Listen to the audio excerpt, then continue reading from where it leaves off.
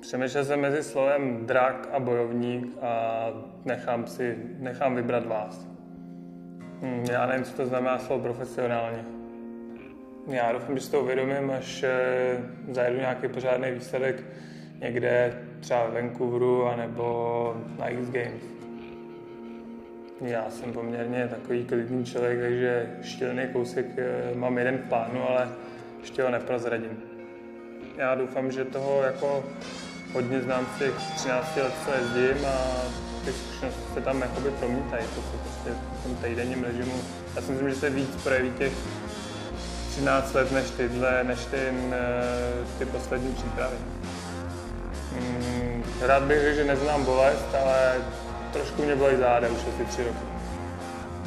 Energii beru z přírody a zatím jí mám dost.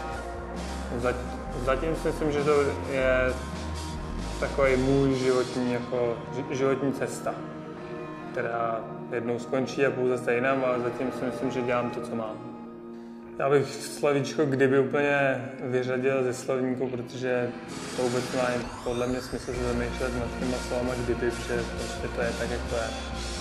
Strach je přítel a kamarád, s kterým je potřeba hovořit a kamarádit se a využívat ho ve svůj prospěch.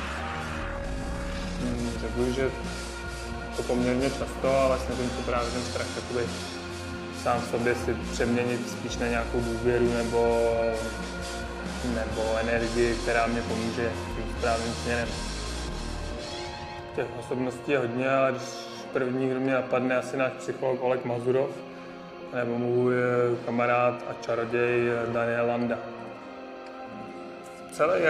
Opravdu celý můj život je takový zábavný. Mě baví práce, kterou dělám, baví mě projekty, které děláme, baví mě sport, já jezdím na kajaku, skáču s padákem, jezdím na skateu, občas na kole, tak nějak těch sportů asi dělám hodně a všechny mě baví.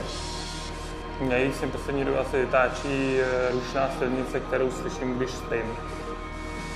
Já si myslím, že svůj sen si už prožívám a já fakt jsem člověk spokojený a doufám, že tenhle ten sen, který teďka mám, tak bude pokračovat furt dál, tak jak je.